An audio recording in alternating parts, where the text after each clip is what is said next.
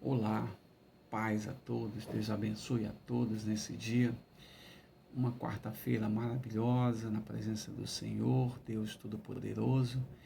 Que o Senhor venha assim te encher de graça, de misericórdia, de paz, te dê as bênçãos nesse dia, te acompanhe em todo momento, porque a promessa do Senhor para nossas vidas está sempre conosco, continuamente, em todos os momentos, guardando, protegendo, dando livramento a nós, fazendo a sua vontade prevalecer em nossas vidas, o Espírito Santo nos guiando, nos recomendando, nos ensinando o que falar, como agir.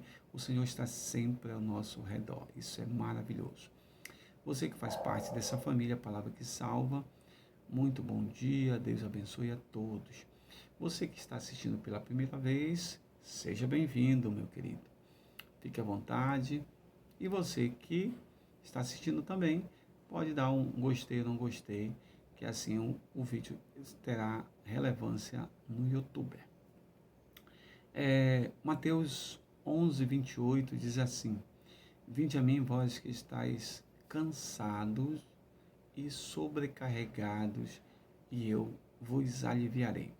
Então hoje eu quero trabalhar numa perspectiva relacional diante dessa palavra sobrecarregados. Vamos trabalhar isso e ver o que Deus tem para nós hoje. Então, assim, existe uma teoria de um psicólogo chamado Jean Piaget. Ele é muito estudado em psicologia e muito estudado na área de pedagogia também. E ele traz uma perspectiva de desenvolvimento cognitivo da criança. Ele traz 4 estágios, que é o sensório motor, pré-operatório, as operações concretas e as operações formais. Esses estágios são estágios de desenvolvimento da criança, onde ela se desenvolve cognitivamente. E aí Piaget vai mostrando esses estágios um por um, e como isso acontece. E em cada fase da vida isso vai acontecendo, em cada idade da criança. Então, de 2 a 7 anos, que é o estágio pré-operatório, que eu quero me deter agora, porque é importante para isso que nós vamos falar, é um estágio onde acontece o que a gente chama de egocentrismo. O que seria esse egocentrismo? Seria uma incapacidade da criança de desenvolver qualquer ponto de vista diferente do seu. Pode ser chamado de egocentrismo. Tudo está concentrado em si. Ela não compartilha, tudo é dela, tudo é seu, tudo é para ela e tal. Então, tudo está voltado para si mesmo. Lembra, esse é um processo de desenvolvimento considerado normal. Existem fases da criança que é essa fase que acontece isso. Depois elas vão, esse pensamento, ele vai se dissipando, e vai passando para outro estágio, que no caso seria das operações concretas. Então, isso é um processo de desenvolvimento normal, não é patológico, é normal. Torna-se meio que disfuncional ou anormal quando os pais, nessa relação pais e filhos, esses filhos são inseridos nesses conflitos, dentro da vida dos pais, E aí essa situação conflituosa para esse período pode causar um mau desenvolvimento nesse estágio que eu falei que é o pré-operatório. Como a criança ela é muito egocêntrica nesse período, então ela desenvolve um senso de responsabilidade, culpa e de recriminação a si mesma. Por quê? Porque tudo que acontece nessa fase e o que ela está vendo na questão dos pais, a conflitiva dos pais, a situação dos pais, ela toma como se ela fosse a responsável por tudo que está acontecendo com os pais. Então, toda a conflitiva dos pais, ela assistindo nesse período, ela toma como se fosse para si e como se ela fosse a responsável por tudo isso. E aí o que acontece? Qual é a herança disso? A herança é uma consciência bem severa, né? É uma consciência severa, uma consciência punitiva.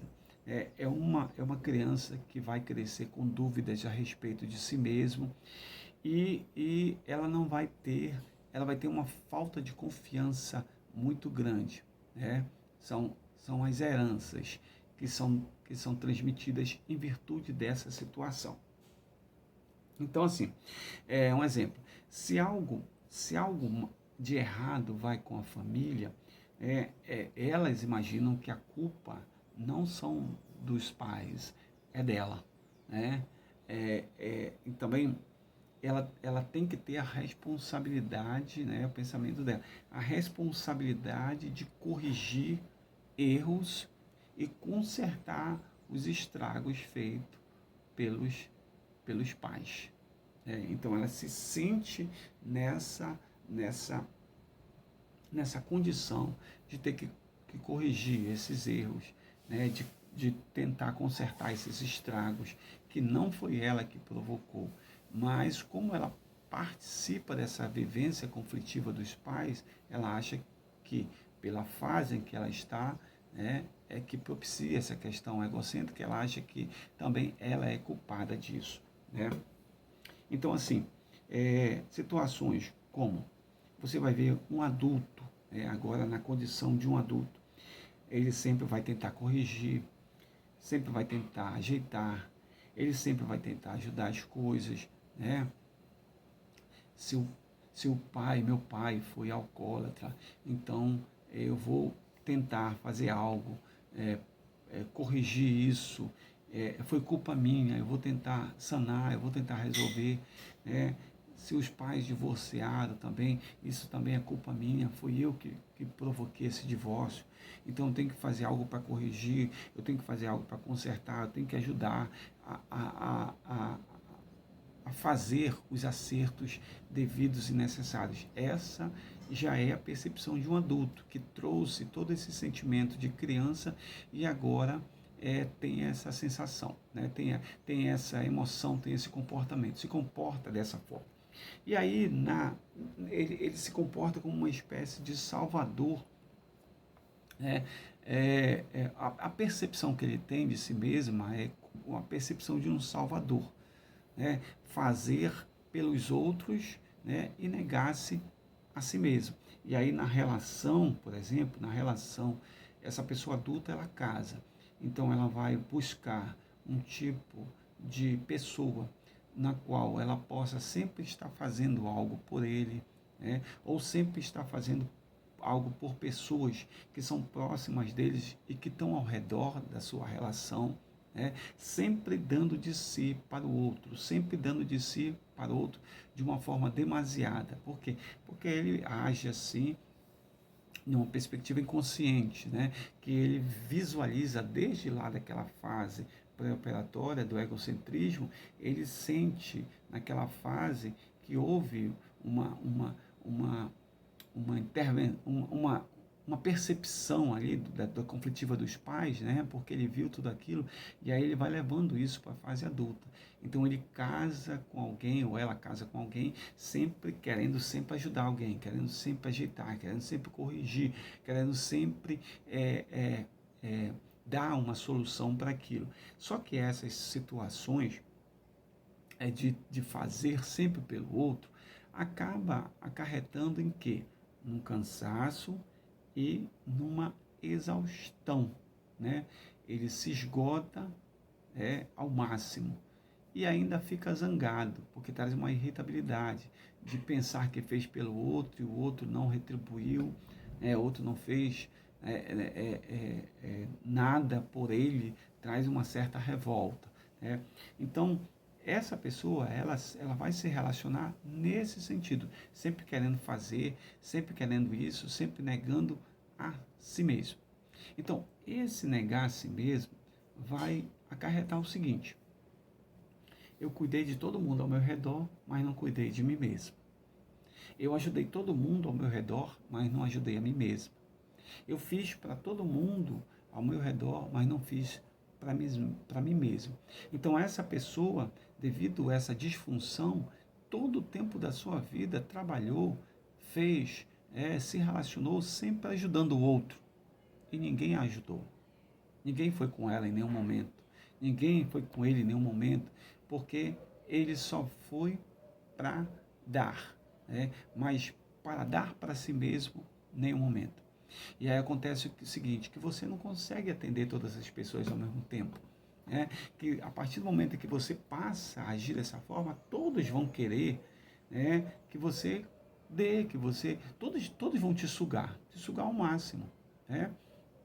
Mas não é para a gente levar em conta o outro fazendo isso, mas para levar em conta a forma como eu me coloquei para o outro, a forma como eu me descrevi para o outro.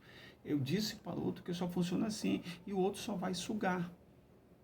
Então, às vezes a gente vê situações, porque eu que cuido do meu marido, eu cuido dos meus filhos já estão grandes, mas quando dá um problema, eles vêm comigo para resolver, o fulano só resolve, só decide se eu falar. Aí tem os meus irmãos, minhas irmãs, que também me tratam como se eu fosse uma espécie de pai, uma espécie de mãe, que aí tudo me pedem para resolver, tudo vem comigo, já são adultos, casados, têm esposa, mas querem que eu diga como fazer, como agir. Essas coisas acabam sobrecarregando. Cansa. Vai chegar uma hora que tu cansa. Então, o que a Bíblia diz sobre isso? Jesus, ele alerta, ele diz assim, vinde a mim, vós que estáis cansados e sobrecarregados, e eu vos aliviarei. Então, a proposta teológica, ela não se impõe como uma fórmula mágica ou como um antídoto. A proposta teológica, ela se coloca como uma libertação, uma compreensão desse comportamento, uma compreensão. O primeiro passo é compreender isso, para se ter um insight dessa situação e uma ação, um ressignificado, reutilizar isso. Agora, não dessa perspectiva egocêntrica na qual você aprende lá desde criança, quando vê toda a conflitiva dos pais e leva isso para a fase adulta, mas numa compreensão mais adulta, onde você sabe reagir às situações, onde você vai aprender a cuidar antes de si mesmo. Então, a Bíblia ela nos exorta nesse sentido, de que nós temos que amar, se preocupar com nós mesmos, porque a gente sabendo cuidar de nós vamos saber cuidar do outro. Então, eu não posso investir no outro e me deixar. Então, a gente vai ver pessoas que passaram tempos e tempos aí investindo em outros e esquecendo de si próprio. E hoje estou completamente perdido, não sabem onde estão, o que estão, para onde vão, nada. Por quê? Porque passaram anos de sua vida cuidando do outro. Então agora é hora de parar, porque tem um que quer cuidar de você, Jesus. E ele diz, vem a mim se você está assim, se você sentiu isso, se já faz anos que você está passando por isso, se já faz anos que você está sentindo essa dificuldade, vem a mim que eu vos aliviarei. Que Deus te abençoe nesse dia, em nome de Jesus. Amém.